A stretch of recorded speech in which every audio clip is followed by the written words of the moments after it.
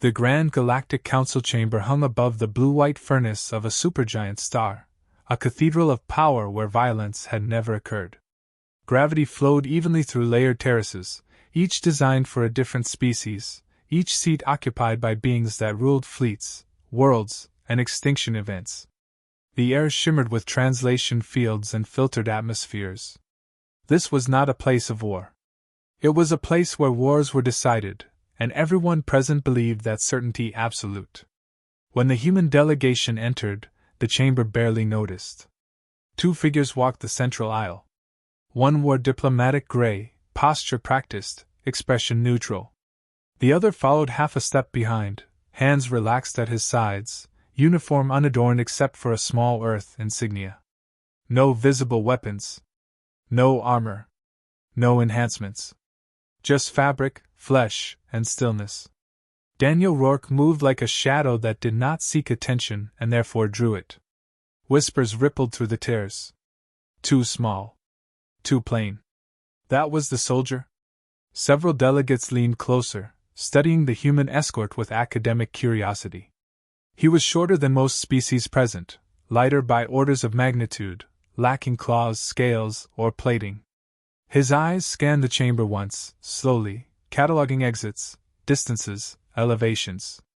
Then he stopped moving entirely, as if rooted. To alien senses he appeared bored. Unthreatening. Inconsequential. The council speaker signaled the session to order. A low harmonic tone silenced the chamber. Agenda Item 3, the speaker announced. Review of Earth's military classification and diplomatic security allowances. At that, Vieketho rose. The Carrick's warrior dominated the space instinctively. He stood over 3 meters tall, his bone-reinforced frame wrapped in ceremonial armor polished to a mirror sheen. Each movement carried ritual weight. Scars marked his exposed crest, victories etched into flesh. He was not merely a delegate. He was a symbol, a living reminder of conquest. When he spoke, his voice vibrated through the chamber like distant thunder. Honored Council, Vieketh said, mandibles flexing in what his species considered a smile. We are asked to consider whether this new species requires special protection. His gaze dropped to Rourke. I see no evidence. Soft amusement spread across the terraces. Even the speaker allowed the moment to breathe. Political theater had its place. Earth's diplomat inclined his head. Human security doctrine emphasizes restraint, he said calmly. Our escort is present to ensure protocol compliance, nothing more. Vieketh took a deliberate step forward. The distance between him and Rourke closed to less than 2 meters.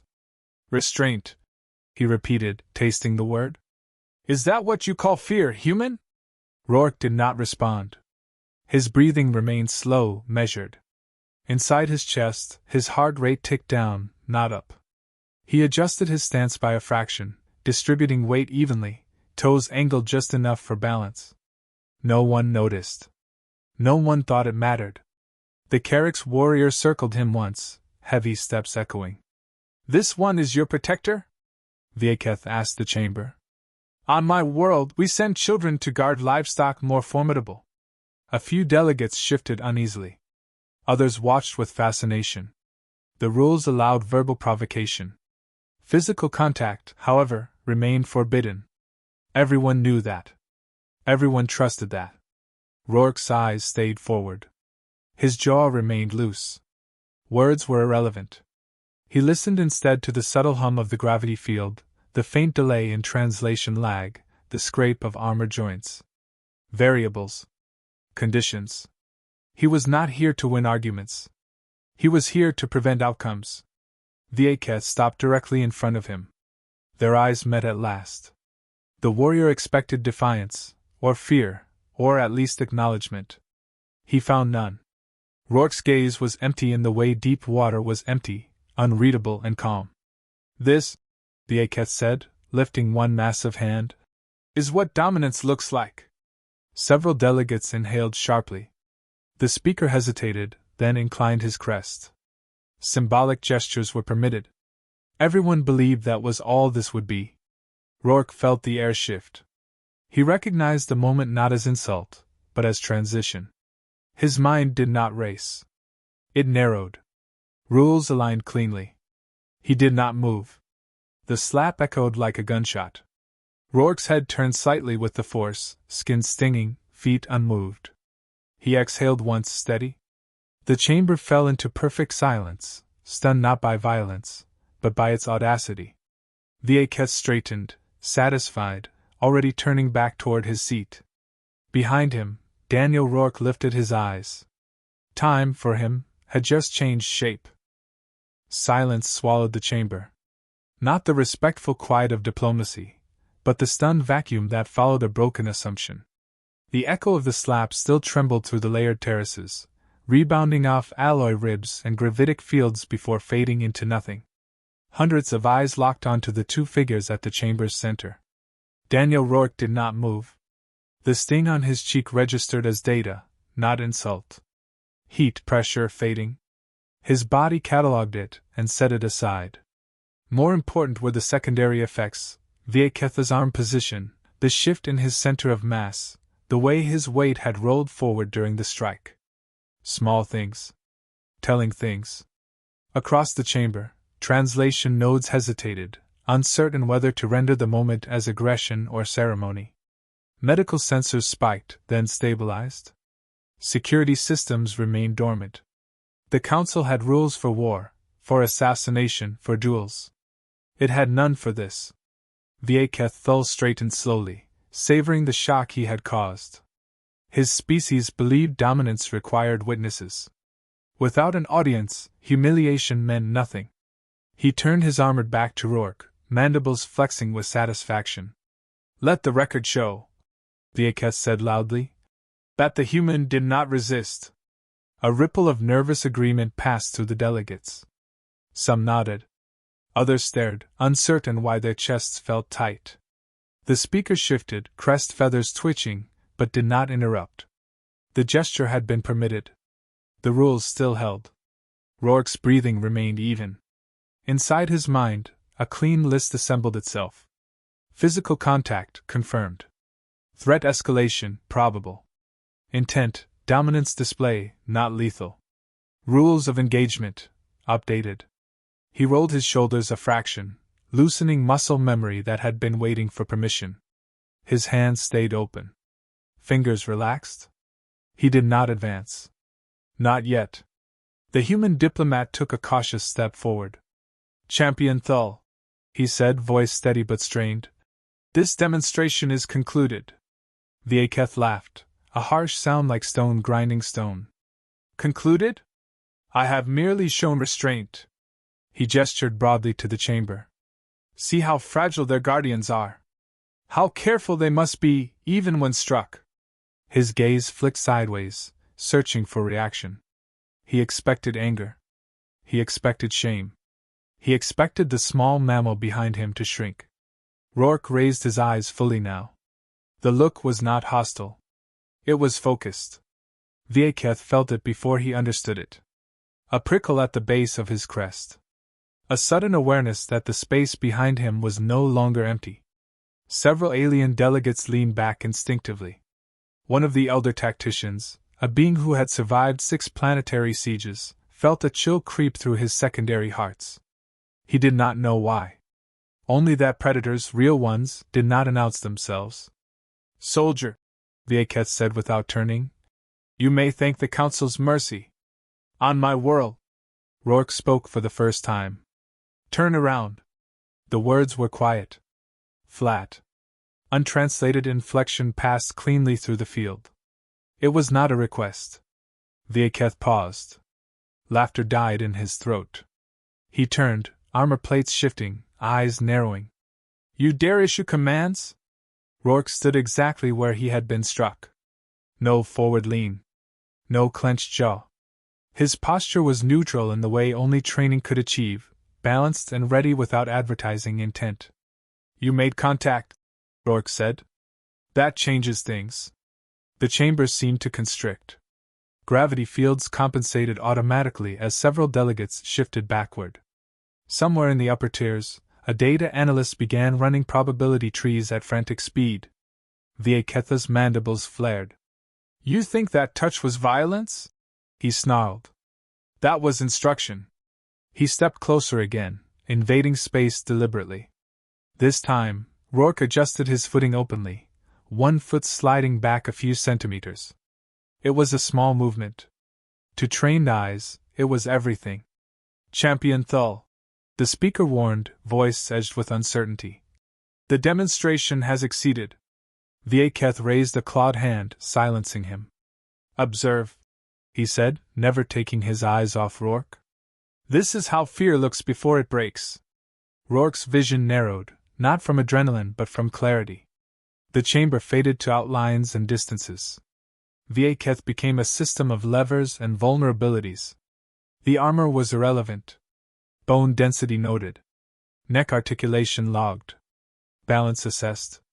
He felt the familiar internal click as authority shifted from conscious control to something older, deeper, engineered through repetition and consequence. The part of him that acted when language failed. Last warning, Rourke said, voice unchanged. Step back. Vieketh leaned in instead, breath hot, rank with iron and ritual oils. Or what? He whispered, confident in the Council's laws, confident in his own mass. Around them, the Council held its breath. No alarms sounded. No guards moved. The universe, it seemed, waited. Rourke exhaled once. Time, for everyone else, continued forward. For him, it slowed. The universe did not explode. It did not scream. It simply failed to keep up. Daniel Rourke moved. To the Council, it looked like a blur, a smear of human motion where there had been stillness. To Vieketh Thull, it felt like the sudden absence of certainty. His instincts, honed by centuries of ritual combat, screamed too late. Mass meant nothing without balance. Size meant nothing without leverage. Rourke stepped inside the Carrick's champion's reach. Not forward. Diagonal. His left hand rose, fingers open, not striking but guiding. It caught Vieketh's extended arm at the wrist, turning the limb just enough to compromise structure. The warrior's weight, already committed, betrayed him. Rourke's right hand followed, palm driving beneath the armored collar ridge where bone met tendon. There was a sound. Not loud. Not dramatic. A sharp, wet crack, like ice fracturing under sudden pressure. Vieketh's eyes widened, mandibles frozen mid-snarl. His massive frame shuddered once as the neural cascade failed. The champion of the Carrick's dominion collapsed in on himself, armor clanging against the polished floor. His head struck last, at an angle no living spine was meant to endure. Silence returned, heavier than before. Rourke released his grip immediately and stepped back, hands open, posture neutral. He did not look at the body. He did not need to. Training had already confirmed the outcome. Across the chamber, delegates stared in disbelief. Several recoiled instinctively. One dropped a data slate, the clatter echoing obscenely loud in the aftermath. Security glyphs flickered as systems attempted to classify what had just occurred. No weapons discharge detected. No energy spike. No violation of force thresholds. Medical drones descended, white and precise, scanning the fallen warrior. A soft harmonic tone sounded as the lead unit processed results. Subject Vieketh Thull, it announced. Status deceased. Cause catastrophic cranial and cervical failure. A murmur swept the chamber, rising and falling in waves of shock. That was impossible. Carrick's skulls were reinforced, capable of withstanding blunt trauma that would pulp lesser species.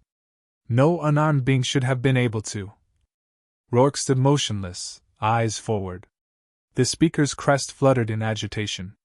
Human escort, it said carefully. Explain this action. Rourke inhaled, then spoke with measured calm. The subject initiated physical contact. He advanced after being warned. I responded with proportional force to neutralize the threat. Neutralize? Someone hissed. Rourke did not look at them. Yes. Scientific panels across the chamber lit up as analysts replayed sensor data frame by frame. They saw it then. The precision. The economy of motion. No wasted energy. No excess violence. A single biomechanical exploit applied at exactly the wrong moment for the target. One of the elder tacticians leaned forward, pupils dilating. He didn't strike, the being murmured. He dismantled. Fear crept through the council, slow and inevitable. The human diplomat finally spoke, voice firm but controlled. Champion Thull violated council protocol by initiating contact. My escort acted in defense, within the bounds of existing law. That was defense? Another delegate demanded, struggling to keep their voice steady. Rourke turned his head slightly, acknowledging the speaker without aggression. If I had acted sooner, he said, it would have been assault. If I had waited longer, it would have been negligence. No one challenged that. Medical drones completed their scans and withdrew, leaving Vieketha's body where it lay. No one moved to retrieve it. The champion who had once commanded silence now inspired something far worse. Understanding. A xenobiologist in the upper tier whispered to her aide. They're not fragile. They're controlled. Security officers at the chamber's edges tightened their formations, uncertain whether they were meant to protect the humans or themselves. Protocols updated in real time, classifications flashing from green to amber to red as new risk assessments compiled. Rourke felt none of it. His focus remained internal, monitoring the slow return of full sensory bandwidth. The switch inside him reset, violence neatly compartmentalized and sealed away. What lingered was not anger, not triumph, but a familiar, quiet disappointment. This had been avoidable. The speaker cleared its throat, the sound amplified through the chamber. This council is in recess, it announced. All further proceedings are suspended pending review. No one objected. As delegates rose from their seats, keeping wary distance from the human at the center, Rourke finally glanced down. Vieketha lay still, eyes glassy, expression locked in surprise. A being who had believed the rules of the universe protected him. Rourke looked away. He returned to his position behind the diplomat, posture once again unremarkable, hands relaxed, eyes steady. The council had wanted a demonstration. They had received one. And the galaxy would never forget it. The council reconvened in silence. Vieketha's body had been removed, yet his absence filled the chamber more completely than his presence ever had. Where arrogance once dominated, calculation now ruled. Data streams flowed across holographic panels, replaying the incident from every angle, every spectrum, every frame slowed to fractions of a second. The conclusion never changed. One human. Unarmed. One movement. Daniel Rourke stood behind Earth's diplomat as before, posture unchanged, as if the universe had not bent around him minutes earlier. To most observers, that steadiness was more disturbing than the violence itself. Creatures who reveled in power displays could not understand restraint that deep. The speaker addressed the assembly, voice stripped of ceremony. The council has completed preliminary analysis. The human escort violated no standing law. A ripple of unease passed through the tiers. One delegate rose, a being of layered chitin and luminous eyes. That outcome defies every biological model we possess. Carrick's cranial density exceeds standard limits by a factor of 4. Correct, replied a xenophysiologist from the research tier. Which suggests the error lies not in the victim's durability, but in our assumptions. Panels shifted. New data replaced old charts. Human skeletal diagrams appeared beside comparative alien anatomies. Muscle fiber density. Neural response latency. Pain suppression thresholds. Survival statistics from environments classified as lethal to most sapient life. Earth was not highlighted as advanced. It was highlighted as adapted. The diplomat stepped forward. Human combat doctrine is not built on dominance rituals, he said evenly. It is built on efficiency, restraint, and ending threats quickly enough that escalation becomes unnecessary. A murmur followed, uneasy but attentive. We did not send a soldier to intimidate this council, he continued.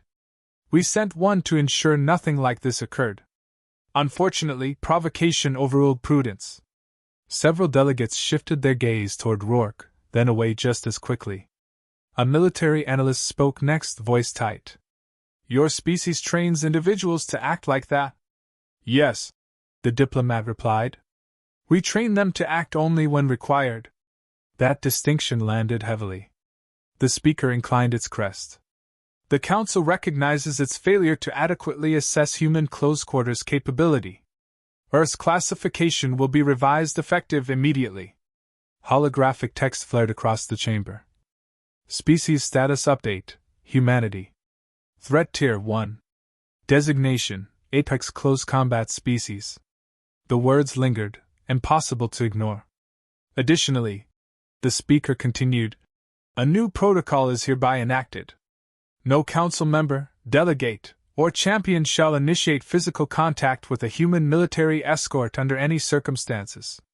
The vote passed unanimously. Relief and fear mingled in equal measure. As the session adjourned, delegates departed in tight clusters, voices low, glances wary. More than one species began revising centuries-old combat doctrines in real time. Others quietly sealed archives, reassessing whether provoking humanity had ever been wise. Rourke remained still until the chamber had nearly emptied. A single figure approached him then, an elder strategist whose species had outlived empires by avoiding unnecessary wars. The being stopped a respectful distance away. Why did you wait? The strategist asked softly. You knew what would happen. Rourke considered the question. His answer came without hesitation. Because restraint keeps doors open, he said. Violence closes them. And yet, the strategist pressed. You ended a life. Yes, Rourke replied. After every other option was taken from me. The elder studied him for a long moment. Your species frightens us. Rourke met the gaze, neither offended nor pleased. Good, he said. Fear makes people careful. The diplomat returned, signaling departure. Rourke fell into step behind him, once again in unremarkable shadow. As they walked the central aisle, the remaining delegates watched in absolute silence. No one spoke. No one laughed. No one dared approach. The chamber that had never seen blood had learned its lesson. Humanity did not need to shout to be heard. It only needed to be underestimated once.